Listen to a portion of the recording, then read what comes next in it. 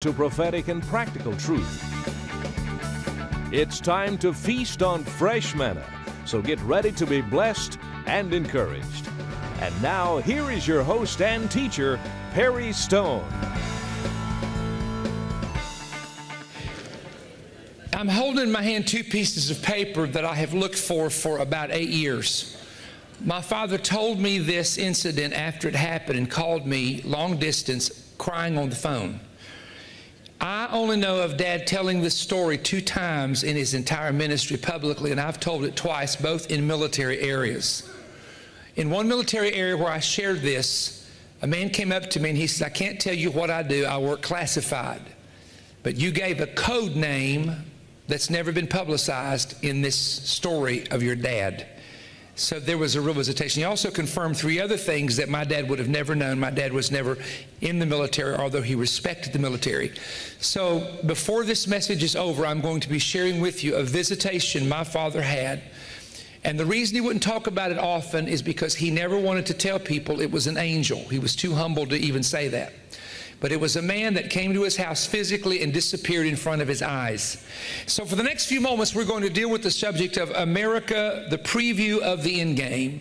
And I'd like to subtitle this, What I See Coming to America After 2016. Revelation chapter 3, verses 1 through 2. These things says he who has the 7 spirits of God and 7 stars. I know your works, how you have a name that you are alive and are dead. But be watchful and strengthen the things which remain that are ready to die. For I have not found your works perfect before God. I've often said this, that there are 3 types of Americans. There are Americans that are awake, there are Americans that are asleep, and there are Americans who are just spiritually dead. The Americans who are awake can discern the horizon that something bad is going to happen if it doesn't change. The Americans who are asleep cannot even perceive any danger whatsoever and think things are going to go on as normal. And the third group that I call the spiritually dead group, honestly, don't give a rip what happens as long as it doesn't affect their pocketbook. And so this is why we have the split in America, and we have one side that's warning, another side that's mocking, one side that's concerned, another side that is unconcerned, because a lot of this is based on the spiritual perception and the spiritual condition of the people in the nation. Now, what's going to happen to America? It's a question that I get as a prophetic teacher on the prophetic side of ministry quite a bit. I wish I could give you an exact, detailed answer, but I can tell you this. There are people that I have followed their ministry. I have known of these individuals that I'm going to be talking about in the next few moments who truly, truly heard from the Lord. People who fasted, who prayed, and walked with God. And for the first time, I can put together their stories, and things begin to make sense. Over the years, from time to time, I would share one story. Years later, another story. Years later, something about my father that God showed him. But it hit me just a few weeks ago before I was preparing for this summit that for the first time, all 3 of the stories from the 3 prophetic people I'm about to give you, which were revealed over a period of many years, is beginning to emerge in 2016 and 2017. Or let me say it this way, possibly could be emerging in that time frame and stretching on into the next few years. So what I'd like to talk about is, first of all, say this to you. America is on a prophetic cycle. Now, what do I mean by that? Let me just explain it to you this way. First of all, America is on a prophetic cycle. It's on an empire cycle, and then it's on an east and west cycle. It's on a prophetic cycle because if you've heard me teach on this, which I don't have time to get into today before you, America is on a definite 400-year cycle that is based on Genesis 15 and the parallel of the message God gave to Abraham that his seed would be in captivity for 400 years and God would bring them out. It would take me 20 minutes to explain that verse and tie it into America, but if you followed our ministry, you've heard me talk about the 400-year cycle that climaxed ready on the year 2008 when I predicted to you in 2004 that on that cycle it would be transition and change. And our older partners remember me preaching that. Number 2, America is on what I call an empire cycle. An empire, actual empire, last an average of 200 years, give or take a few years. Now, America, from our actual founding and independence, founding is over 400 years, but independence is over 200 years. When you look at where we're at, we're coming at the peak of an empire. And several things happen to collapse an empire. And one of the things is internal division, corruption in the government, uncontrollable debt, and tax increases that people cannot pay. That's part of what can wreck historic empires. So having said that, we're in an empire shifting, and the next major empire of Bible prophecy will be a seventh kingdom that continues a short space, and some suggest that may already be the EU that's beginning to have a little bit of a split and division in it. But we're coming into an eighth kingdom somewhere down the road, which is 42 months or 3.5 years, which I'm 100% convinced is an Islamic caliphate that will rule from the ancient Babylonian territory, but will control the majority of Europe, the majority of the Middle East and Northern Africa through violence and through control and through military weapons and weapons of mass destruction. That's where it's going to end up at the time of the end. But we're not quite there yet. Now, we're also on an east-west cycle. Every 500 years approximately, the power and influence is in the east, and then 500 years passes and it starts going west. Now, in the old day, before America was considered the West, that would have been Eastern Europe and Western Europe. It would have been the Western Hemisphere and part of the Eastern Hemisphere, which in that day was predominantly the islands, Africa, and Europe. So for hundreds of years, you'd have the East rising, then you'd have the West rising, you'd have an Eastern power rising and a Western power rising. And I think it was Pat Robertson that wrote about this, and he tracked it out perfectly, that America, 1492, when Columbus discovered America, and you discover that we're already shifting into an empire from the West, which has been America, Canada and America predominantly, and now it's going to go back to the East, and the East being the kings. Remember, the Bible talks about the kings of the East in the book of Revelation that rise to power. So the power and the influence and the economic power eventually has to come out of the Western Hemisphere of where we live and has to shift over into what's called kings of the East, and that word East there means the rising of the sun, and this would be what the old-timers called the Asian tigers. This would include the Vietnam, it would include, it can include Korea, but it would include China and all of the Japan and those countries. So we see this is happening in front of our eyes. Now, having said that, the thing that concerns me the most about America, and Bill Cloud has masterfully taught this while we have been here, and Jonathan, I'm going to be skipping over some things, son, if you'll just kind of follow me on the outline. I'm going to go down to how long does God allow a warning to hold. I'm going to go to page 2, but what I was going to say is Bill Cloud has brought this out, that while we look in America to a person to solve the problems, how can you solve problems when the house is totally divided? In other words, if you have a solution, the other group doesn't like it. If they come up with a good solution, the other group doesn't like it, because if it's popular with the people, it means that you might vote the other group in for 4 more years or 8 years. And so politics has wrecked the country because it has become so internally corrupt. So God has been giving us warnings. He's been giving us warnings in the Word. He's been giving warnings through prophetic visions and dreams. I had a vision, and it was repeated in dream form every 4 to 5 weeks, of tsunamis hitting the east coast of the United States. In fact, I saw a specific city where a tsunami hit. And when I began to have this, I went on Facebook and I said, I've had this vision, and I was stunned. Do you know how many people, the thousands of people who said to me from all the different states and parts of the world, oh my, Brother Perry, we have had the same exact vision. We've seen it happening. They named the same cities I had not told them that I was standing in when I saw this huge tsunami hit the east coast of the United States. So I believe that we're getting warnings from the Bible first, warnings from the Spirit of God through visions and dreams, and then we're getting warnings from the pulpit. If you look at people who are walking heavily in the Spirit and in the prophetic, they're not over there smoothing it over, telling you everything's going to be hunky-dory, let's smile, we're going to have a great life in the future. They're telling people you better get prepared, get ready, get prayed up, because if we don't have a transition toward the things of God, there could be seriousness that would happen in the future. Now, you know, like I do, that you've heard warnings for years. So a question I had when I was preparing this message is, how long does God allow a prophetic warning to come to a particular nation before he then enacts the judgment that he's warning about? Is this is a good question to ask. Now, let's just go back. First of all, I'm going to talk about Jeremiah because that's the pattern.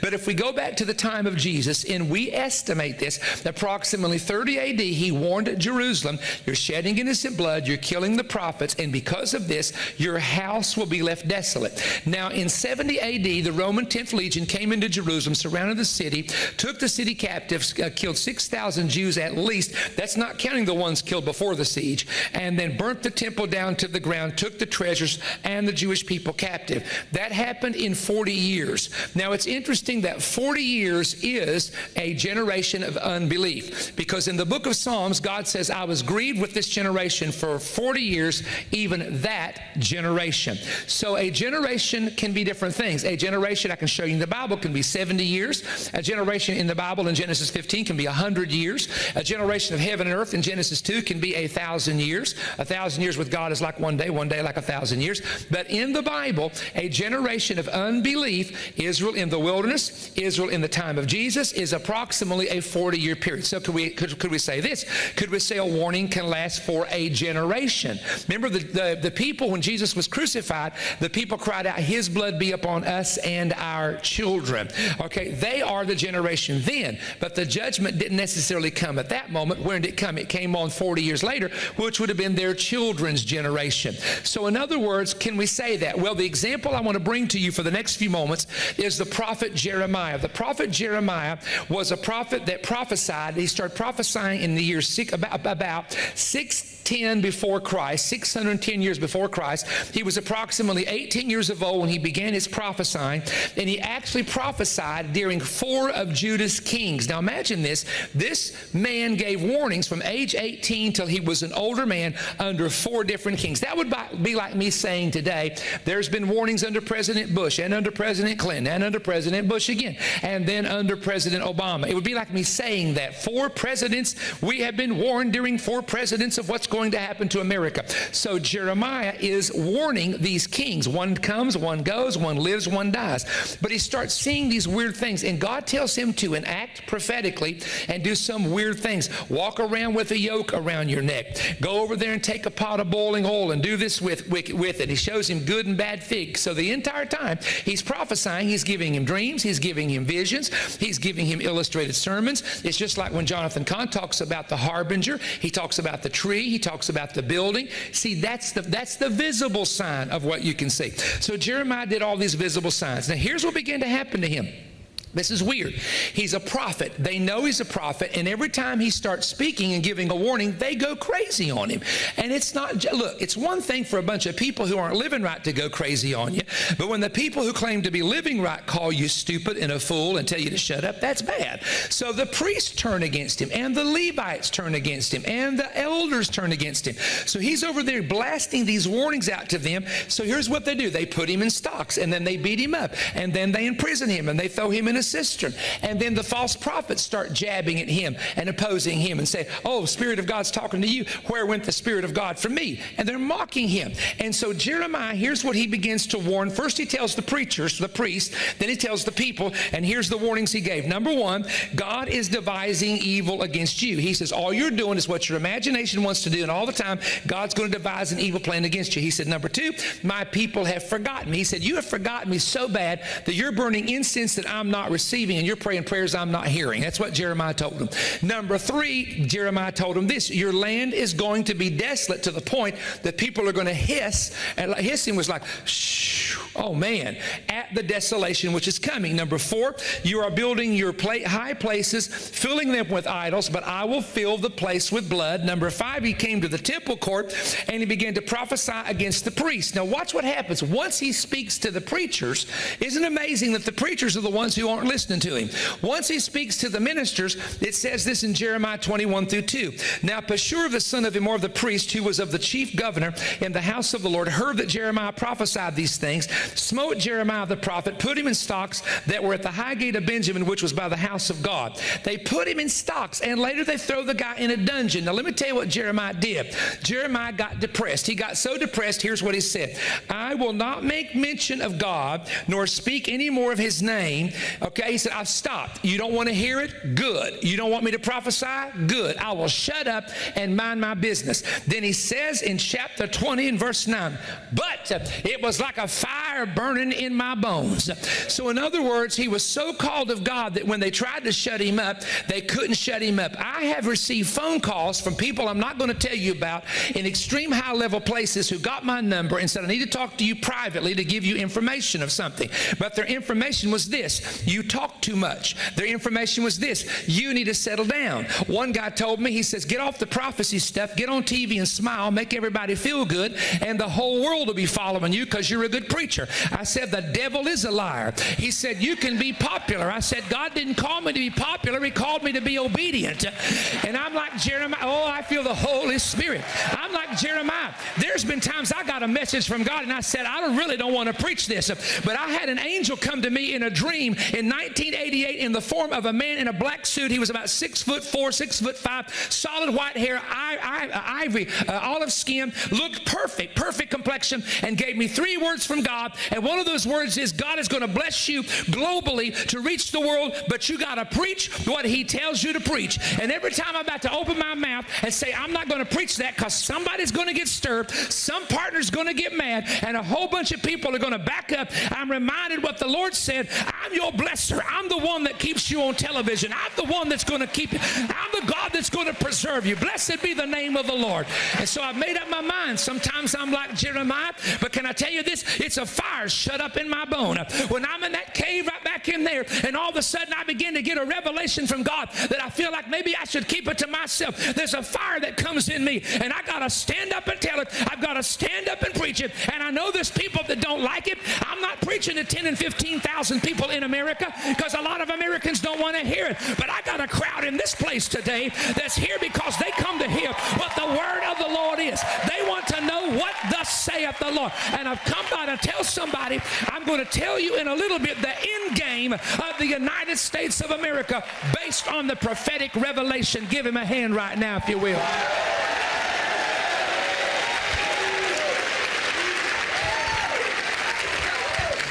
So here's what I want to say to you. That when you look at the prophet Jeremiah, because I wanted to look at this and I wanted to say, okay, how long did Jeremiah prophesy? We don't know the exact time, but we know at least 40 years, at least that length of time and I'm talking about when the premier warning came, when the main warning came, that the Babylonians were coming, and he stayed on that warning.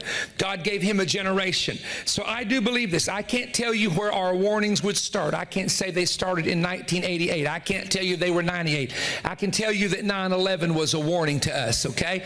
But I'm not going to try to sit here and pinpoint a date, because I can't give you a date when the first warnings came to America to be careful and to turn back to God. But I will tell you that based on what I know, that we're coming into a fullness cycle. 2016 will be a major cycle. From 2016, we're going to go into a phase that is a prophetic cycle, which is going to come from 16 to 20. I'm not telling you Jesus isn't coming during that time frame, or he is coming. I don't do things like that, but we're coming into a major cycle. So I would suggest to you that 40 years is going to be a time frame in which we will see a lot happen on the fullness of the warnings. And again, when it began, I can't tell you. When that 40 climaxes, I cannot tell you, but I will give you words of individuals that I believe are prophets. The first prophet that I want to talk about is a man that suddenly went to be with the Lord several years ago in a car accident near Palestine, Texas.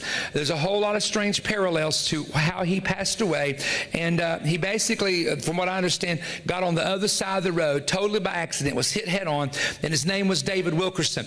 David Wilkerson wrote the book, Set Your Trumpet to Your Mouth, and I can remember people reading it saying that will never happen in America. Everything the man wrote in the vision about America has come to pass. It is absolutely incredible if you've never read the book. Now I'm going to share some things with you about what David Wilkerson saw. In 1985, in Set the Trumpet to Your Mouth, he said this: America is going to be destroyed by fire. fire. Sudden destruction is coming and few will escape. Unexpectedly, in 1 hour, a hydrogen holocaust will engulf America. This is 1985. Now, I'm going to show you how all this is going to come together with 3 prophets that have given prophetic words about America. This is amazing.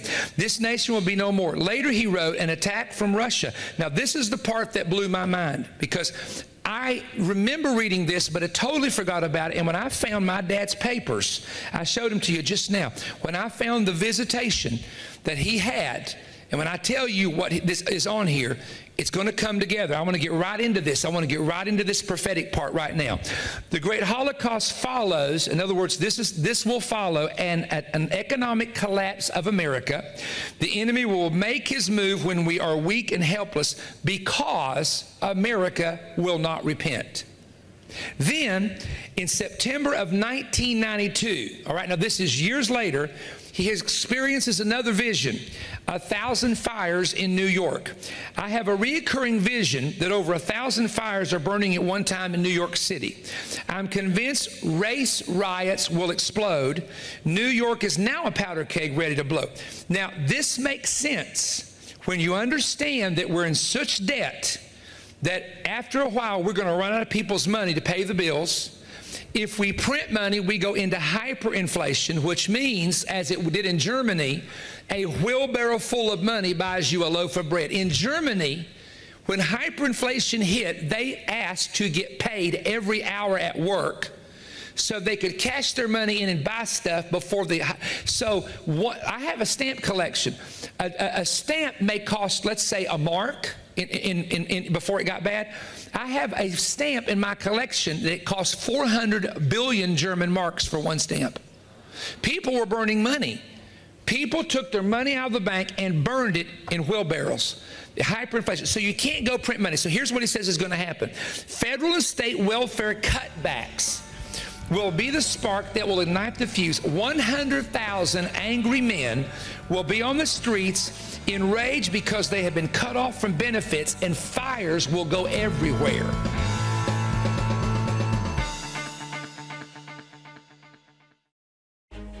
Please give me your undivided attention. I have in my hands what is the most significant prophetic word of 2016, and I want to make it available to you. The message is from the International Prophetic Summit with myself, Bill Cloud, Jonathan Cahn, and Mark Biltz. I want to give you some of the titles of what you will hear when you receive the CDs or DVDs. I preached a message called The Return of the Babylonian Spirits Controlling America's Politics. I preached a second message, and this is a very powerful, important message called The 5 Epicenters of the Apocalyptic Countdown. Where are the 5 centers of where all activity will be happening at the time of the end, including the United States of America? One message that it seemed people enjoyed immensely was Jewish festivals concealed in our last year in heaven. You will discover the last year in heaven and its parallels to the festivals of Israel, and how the festivals of Israel are actually concealed in the apocalypse. Another message I preached was America, the preview of our end game.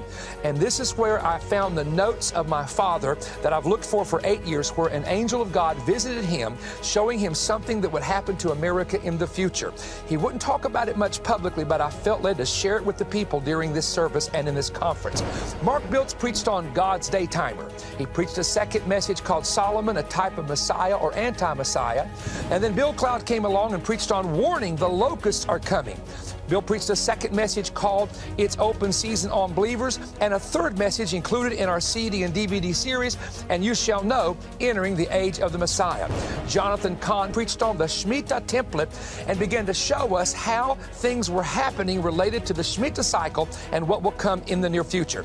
Now, there are 10 CDs or 10 DVDs in the albums. The CDs are $65 a set. The DVDs are $110 a set for your donation of that or more. And the CD offer numbers on the screen, 16 PS CD. The DVD offer is 16 PS DVD. You can order online at perrystone.org. You can call our office or the 888-21 bread number, or Perry Stone P.O. Box 3595, Cleveland, Tennessee 37320. This series from the International Summit is for those who want to know and desire to stay informed concerning the word of the Lord for these times and seasons. Once again, CDs and DVDs, unedited, uncut. On TV, you only see about 22-minute clip. These are messages that are 60 to 70 minutes long. I want you to hear the entire message that I preached and not just a clip, because the main meat of the message is later on into it, and we have to edit certain things out of the television program. Get the unedited version right now of our CDs and DVDs. We're looking forward to hearing from you today.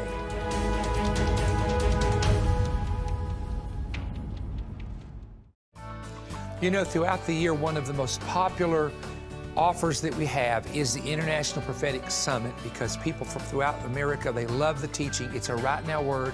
It's fresh information. I actually heard men teach subjects. The locusts are coming. The Jewish festivals concealed in the book of Revelation. It's open season on believers, the return of the Babylonian spirits, and you shall know, the epicenter of apocalyptic countdown, America's endgame, John Cahn's message. Get the DVDs if possible, because the speakers used a lot of PowerPoint pictures that are on the DVDs that are not on the CDs. Of course, the CD is the message only. The DVD, you see the pictures, the crowd, the PowerPoint, and so on. But if you get this material, it helps us keep the program on the air. Our resource material, we use it not only to bless you, but we use the income from it to help pay for millions of dollars of airtime to help keep the program on the air. We cannot keep Manifest going unless many of you who love the program stand with us. So thank you for your prayers and thank you for your support. I'm always excited to announce some of the meetings which are coming up. Maumee, Ohio, our big youth event, the church on Strayer, is coming up in July. That'll be following that will be Louisville, Kentucky. Remnant will be with me at both of these events. Louisville, Kentucky, they're coming up to join me for that powerful Thursday through Sunday night service at Evangel World Prayer Center. 2 services on Friday and Saturday, and also all day Sunday. And we come loaded, man, with the Word of God to share it with people. And we want to bring a right now word. We love the altar services there, what God does. And then I keep emphasizing this, all the churches in the area, large and small, but especially the churches that have a rural youth church with maybe 5 young people, 8 young people, 10 young people, load them up in a vehicle, get them to OCI for Reformation this year in the month of July. And also, just a real quick word, we'll be coming back to Willis, Texas, Huntsville, Texas. We're coming to Griffin, Georgia, First Assembly of God for a Friday, Saturday, and Sunday in the month of August. We haven't announced that yet, but we want to start announcing that. We're going to come back to Tulsa, Oklahoma. We've got a lot of places we're coming to. The best thing to do is go to perrystone.org and just check out the itinerary, and you can see all the different places that we're coming to. We got our main event coming up, man, in October. One of my favorite times of the year has always been our main event. And the reason I emphasize these events is people's lives are changed, lives are touched, people are baptized in the Holy Spirit, people bring their kids, family members that encounter God. We want this to be a God encounter place, and it has become that. So we give God the glory and the praise for everything He's done, but we also know that without the prayer partners and also the people who support Manifest, we could not keep the program on the air. We got a lot of great things happening, and you can follow me on Facebook, Perry Stone Ministries Facebook, or Periscope. And remember, we do not send out any friends requests on Facebook. You just simply go on there and like us. We have 300,000 people that follow us, and there's a lot of fakers out there posing as me. It is not me, so I want to just remind you of that as well. Okay, next week we'll be back with a teaching that I believe is going to be a blessing to you.